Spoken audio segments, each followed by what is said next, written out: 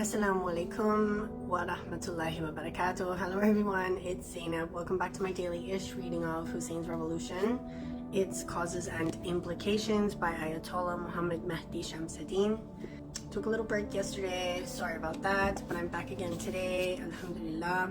Hope this video finds you all well, inshallah, and that you are continuing to have Imam Hussain alayhi salam in your memory and in your prayers. Today we're going to be starting from page 228, which means we're almost done. We're almost through the book, mashallah. We got through it pretty quicker than I expected.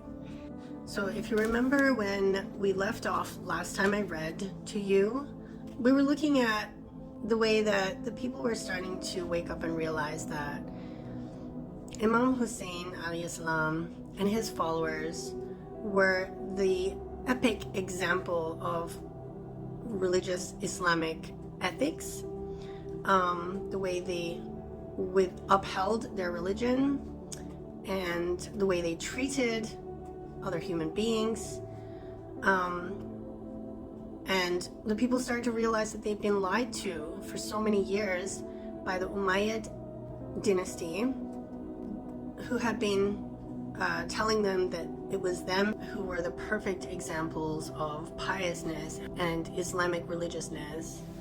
But they started to see, Imam Hussain was under the spotlight. Everyone's attention was on him by this point in time.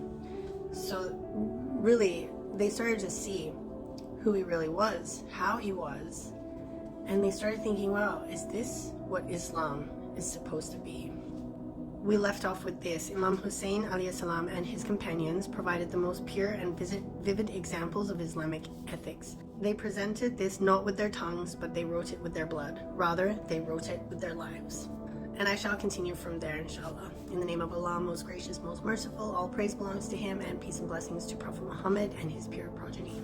أعوذ بالله من الشيطان الرجيم. اللهم صل على محمد وعلى محمد. بسم الله الرحمن الرحيم.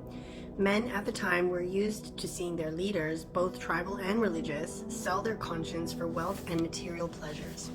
Men were used to seeing the society bend in submission to the whims of a wicked tyrant, simply because he held the power to distribute wealth as he pleased.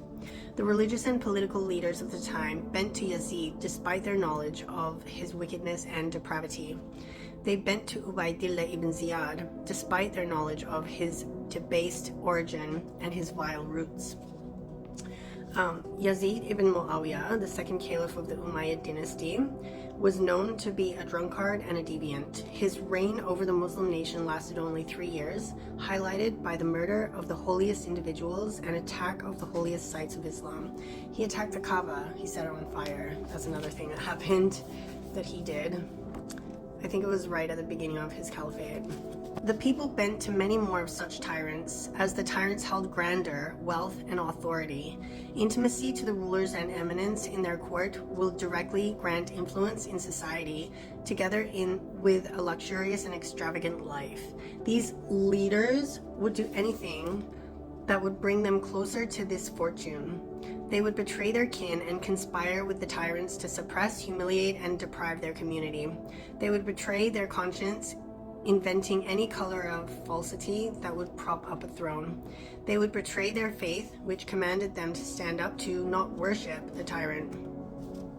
These types were known in the community. They were the types of individuals who relied on duplicity and hypocrisy to carve for themselves a place in society. Once they get the chance to enlist in the tyrant's services, they would take the opportunity and sell out their kin. It is these people that Imam Ali described by saying the following: "And amongst them are those who seek this world with acts meant for the hereafter, rather than seeking the hereafter with the acts of this world. A man of them acts calm, walks in small steps, holds up his clothes, embellishes his body for appearance of trustworthiness, and uses God's protection from public disgrace as a means of committing sins." And that is from sermon number 32 in Nahj al-Balagha. These were the chieftains. Their people had known them and grown accustomed to them, so that their actions had become normal and unquestionable. It was very strange for most Muslims at the time to see a person make the right yet difficult choice. On one hand, men were given the choice of a luxurious, wealthy, pleasurable, and affluent life, provided that they submit to the tyrant, aid him in his tyranny, compromise on principles, and betray for his sake. On the other hand was a bewildering death, in thirst after you witness your children, brothers, kin, and the most loyal of your friends die before you, each withering in thirst, but nonetheless fighting valiantly against a formidable enemy. Who would choose the latter over the former? Who would bear to see the demise of his friends and family one after the other? Who would make such a stand, knowing the captivity, displacement, and deprivation that the women and children of his family will endure after him? Who would know all this, but still choose such a terrible death over such a bountiful life? It was very strange for the people of the time to see such an individual. They were used to seeing chieftains who would bend over in humiliation to the tyrant in fear of a much lesser fate.